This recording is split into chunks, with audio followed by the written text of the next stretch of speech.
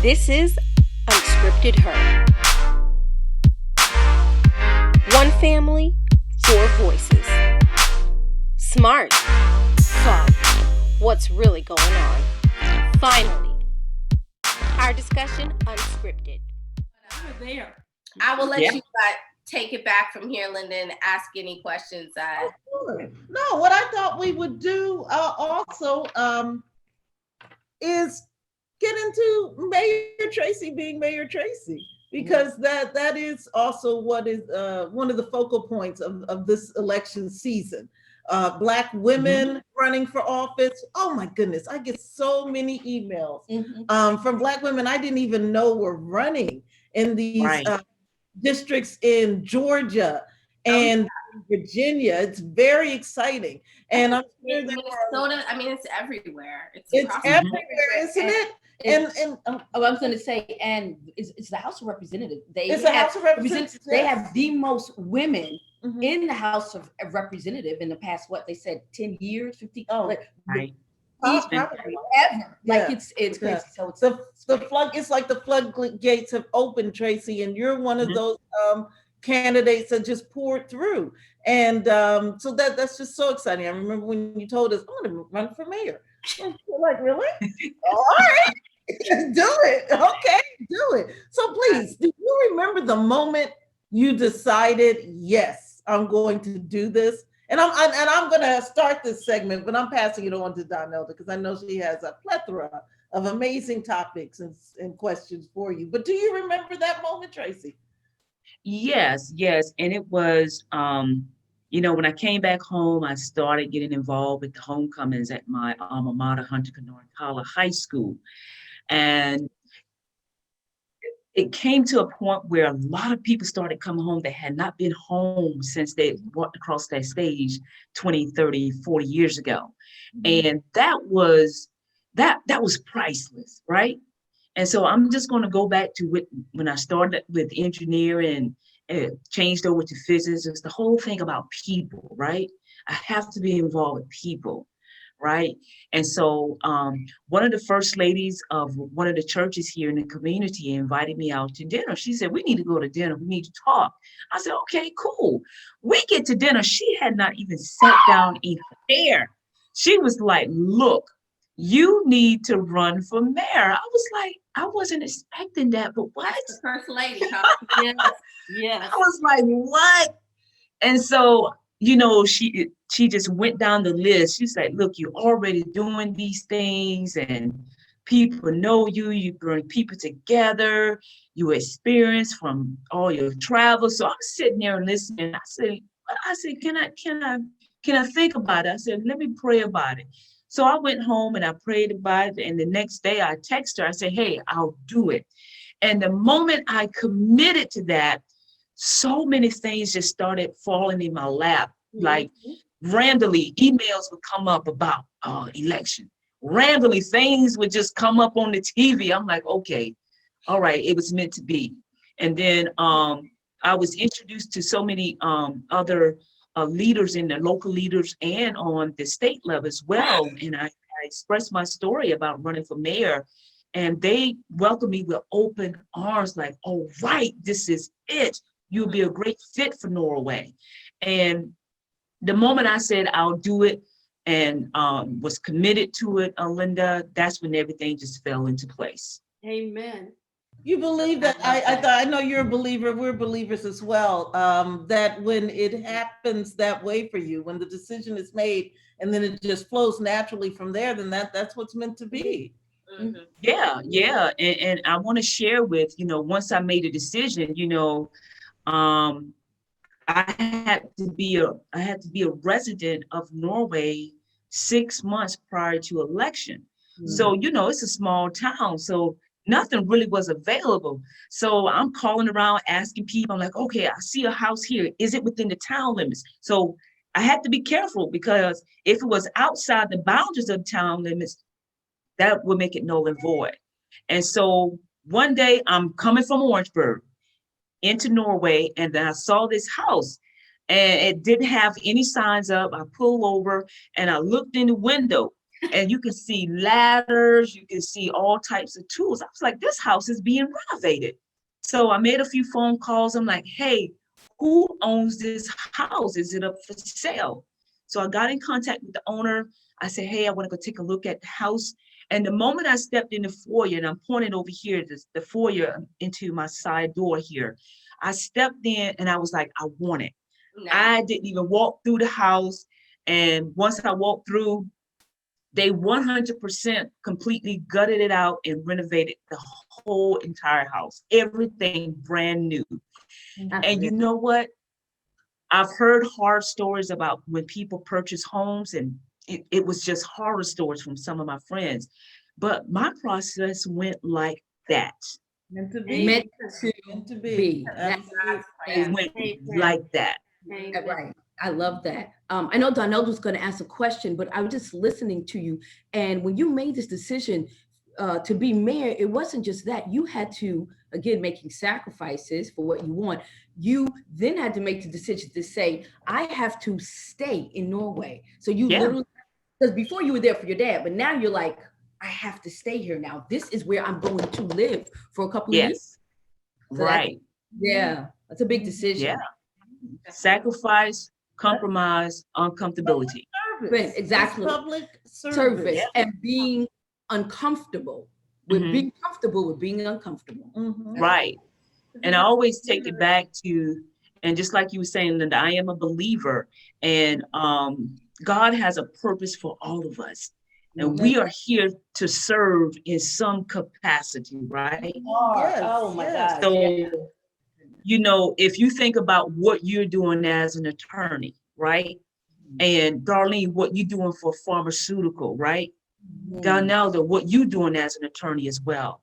We are all here for a purpose, right? And I often, when I go speak to different events, that's the number one thing I always say. And so I know that this is my purpose, and I get to be obedient and serve in that capacity, right? Yeah.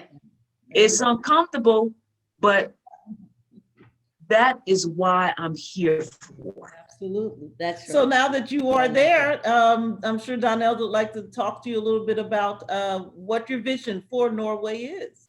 Yeah, but before you do, I just wanted to interject a couple of things. One is First Lady. That's a term that's used quite commonly in the South and among certain, like Protestant religious groups, but I'm not sure that everyone understands that that is usually a pastor's wife, but it's a leading person in a church. It's referred to as First Lady. And then we were talking about the number of people in Congress, women. There are 111 women in Congress, which is wonderful. 88 of them are Democrats. And I think that that is so telling. And so with that, Tracie, what was your plan for Norway when you came back and decided not to take other job opportunities? What did you want to do there?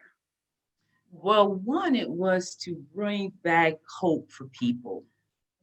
The vitality of the town, not only Norway, but even surrounding towns. And, when I came back home and just having conversations with some of the citizens, not only Norway, again, in the surrounding communities as well, it was just a conversation of being comfortable, right? And accepting for what is, right? So those things that were here when I was growing up, like a grocery store, a pharmacy, another gas station, another convenience store, it was thriving back then. But now that a lot of the small towns are dying down, people accept it for what it is. It is what it is. That's the saying around here. It is what it is. And I'm not a what it is type of person, right? Said that too. So Yeah. I was like, well, let me get the people a little uncomfortable here, right? Gotta shake things up a little bit because they're used to, well, we've been doing this for all these years, it's been this way for 20, 30 years. But that doesn't mean that it can't change, right? And so the number one problem here, and I actually based my platform off the needs of what the people needed, not me, what they needed for Norway. And the number one thing that kept coming up was the water and the sewer infrastructure. Now, just to give you a little history, the town of Norway has some of the oldest pipes, water pipes in the ground since the 1920s. So when you think about galvanized, you think about iron that has been buried in a ground for, you're talking about 1920, it's 2020 now. So you have the dirt. Dirt has life to it, right? Dirt. You got little animals in the dirt. You got your caterpillars, you got your moles, you got all these different types of insects. So over time, it's going to degrade. So what happens when iron begins to degrade? And let's take this back to the periodic chart of the elements, right? So now you're a professor. Iron. Okay. Yeah. That's right. So let's go back to iron. Help us out. That's right.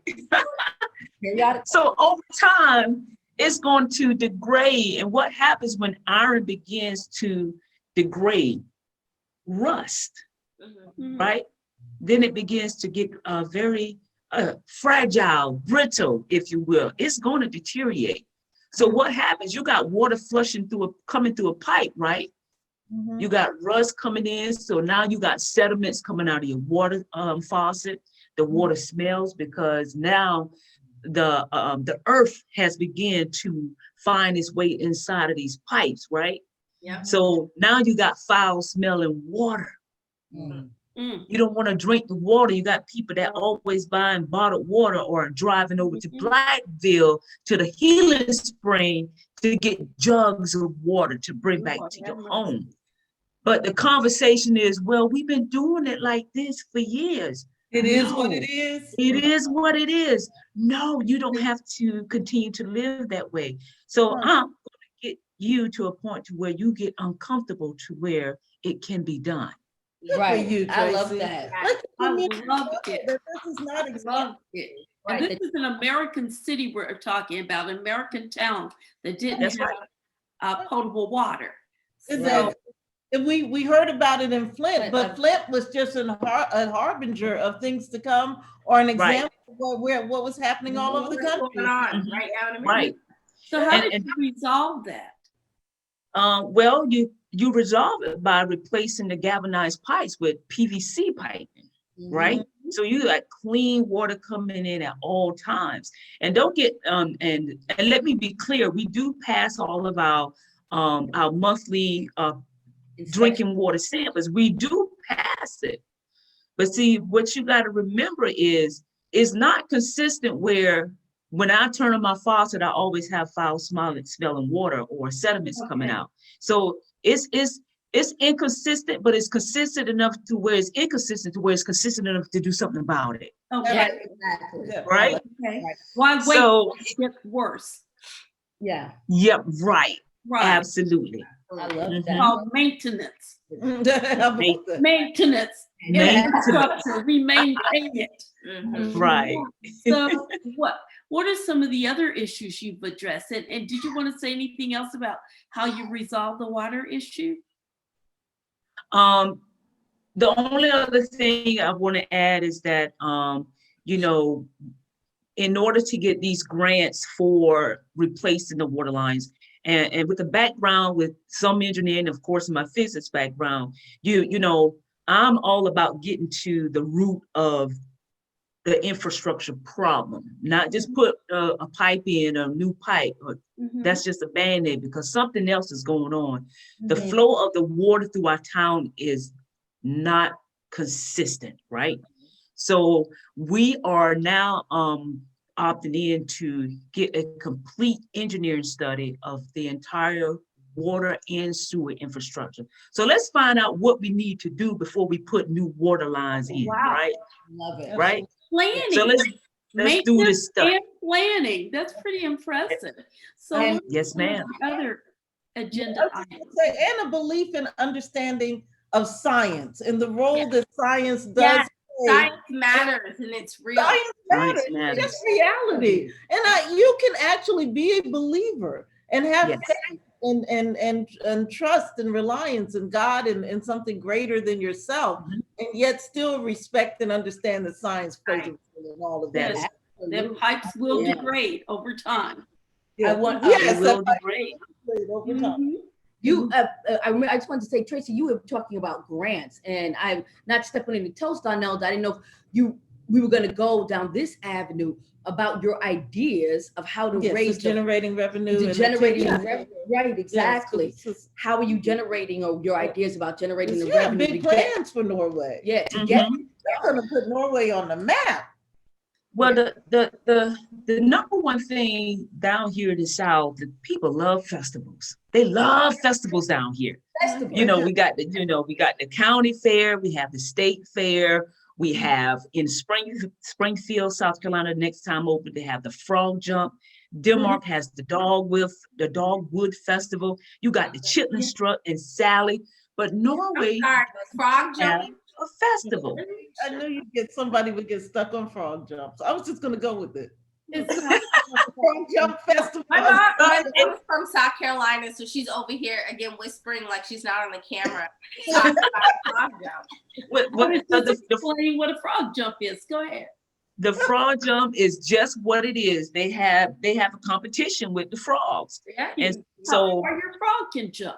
Yeah. So frog jumps or they fight. Frog jump. Hey, frog jumps, Darlene. You know that. So you're from New York. No, Darlene's a But I was just saying, so the contest is we're gonna raise these frogs and we're going to see how far they jump, and then they win a prize. That is correct. That is correct.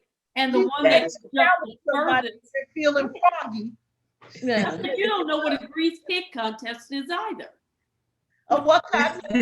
Grease pig contest. Oh Lord. Okay.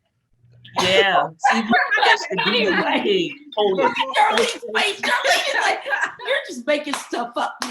You're just making stuff up. I'm sorry, Mayor. Mayor, what kind of festival do you envision for Norway? Well, I want to hear about the Chitlin Strut. What? We'll talk about that offline, okay?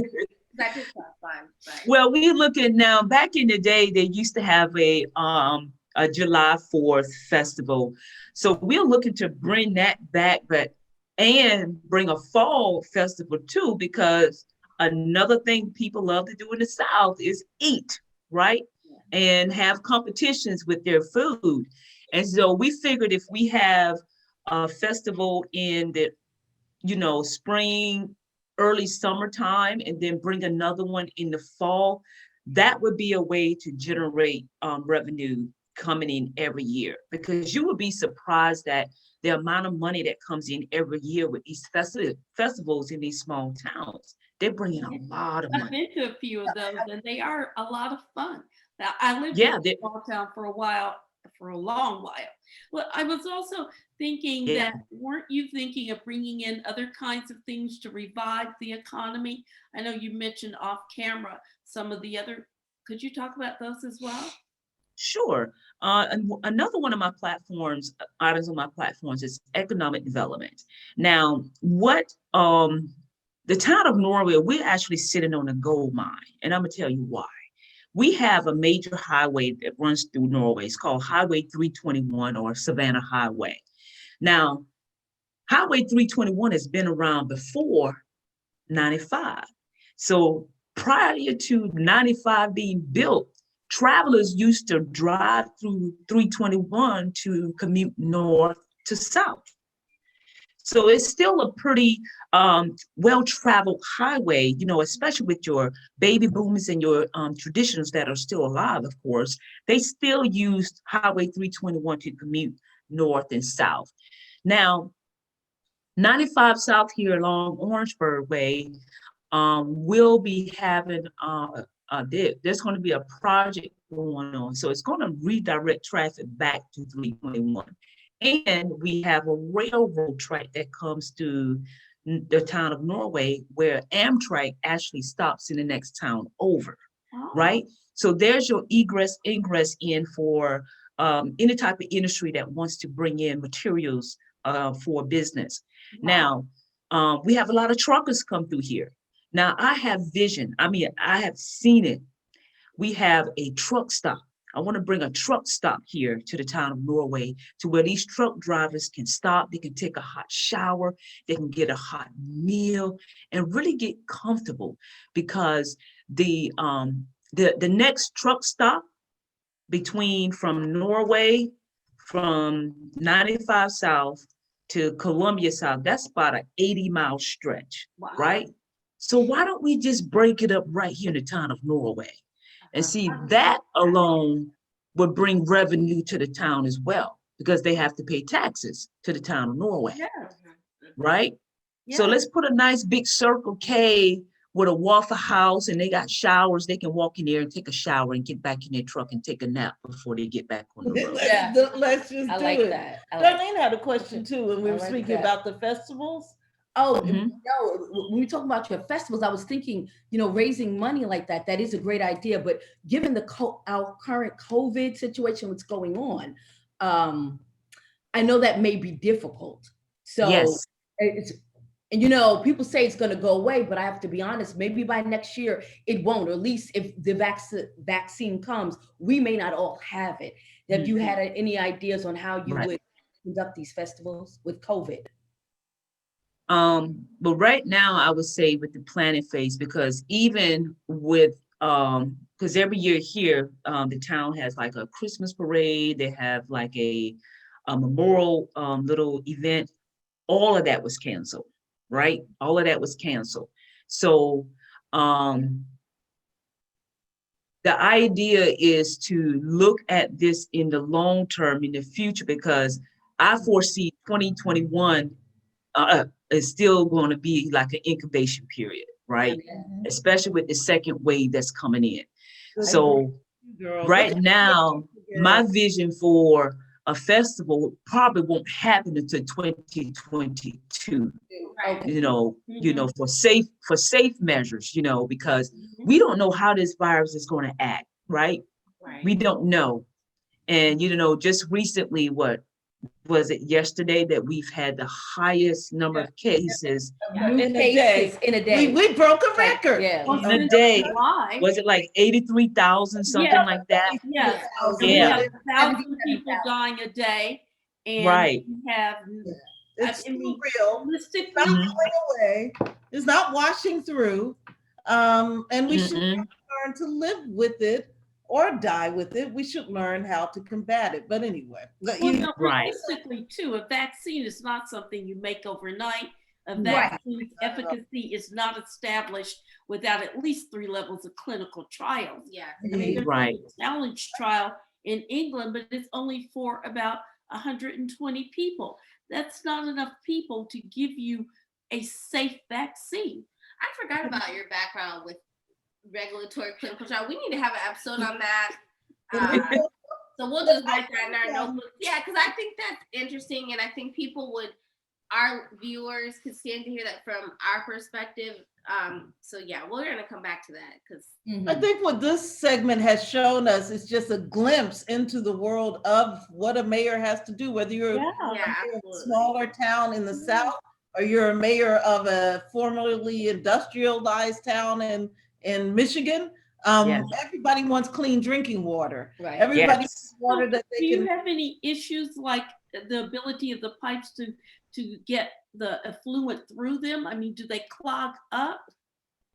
No, they don't clog up. We have, what we have is a water pressure issue.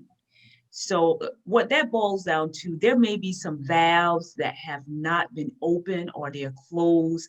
And when you have a valve that's closed, it's going to lower the pressure, right? And so when you got a 2-inch line connected to a fire hydrant, and then you got a 6-inch on the other side of the fire hydrant, that's your pressure differential right there.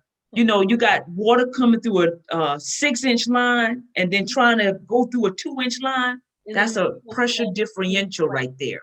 Right. So the goal is to get the same size or width or depth of pipes. You got an 8-inch water coming through an 8-inch pipe, then it downsizes to a 2-inch. that's a pressure differential situation, right? So then it slows down the pressure, right? So there could be times I can turn my water on and I'm only getting a low flow of water. But then if I run it for a while, the pressure will build up. So that's our problem with the water. Now, what we do have a problem with blockage is the sewer, right? But this just started because of COVID back in March, when you had students at home, you had people at home teleworking. So now you got more people flushing the toilets every day, taking more showers. They're flushing baby wipes. And let me educate you on that. Be mindful of what you flush down the toilet. Things like cotton balls, baby wipes, even though it says flushable on the pack, yeah, it's flushable, but it does not deteriorate before it gets to that wastewater pump. Then your pump gets clogged up. Then you have to have somebody to come in and withdraw all the sewer out of that lift station. Then they got to pull the pump up out of the ground and unclog the pump. Wow. So that's what we was dealing with from March. We just had one maybe 2 weeks ago, and it's clogged with baby wipes, feminine products. Oh my goodness, that's crazy. Socks, t-shirts. You be amazed at what people flush down the toilet. Okay. Well, on another note, what is it like for you as a Black woman? I think that what's happening here is we're going to conclude this segment. And because I think what we will see and what we have seen is just a glimpse into the world of what a mayor does and has to do, and just the breadth and depth of responsibilities of the mayor. Yes. I mean, you're trying to educate people on nutrition. You want them to stop flushing baby wipes down the pipes. You need to get water to them. You want to raise revenue and you have big visions that probably are broader than what anything some of those folks you're serving could even imagine. All of this coming on your shoulders, and you're handling it so right. I know that you are. Yes. So I think we'll wrap up this segment because, as I said, this is a series. We're going to be back with Tracie, Mayor Tracie, yes. And we're going to conclude. But right now, we're just going to say thank you. Thank you so much. Yes. Yay. Bye, fam. Unscripted Her. Bye, fam. That's right. Thank you all for having me. We got one more segment, Tracie. It's going to be a short one like I love it. So anyways, I will thank you for that. She did. She always drops those ancestors in. And they were there. I will let you take it back from here, Lynda, and ask any questions.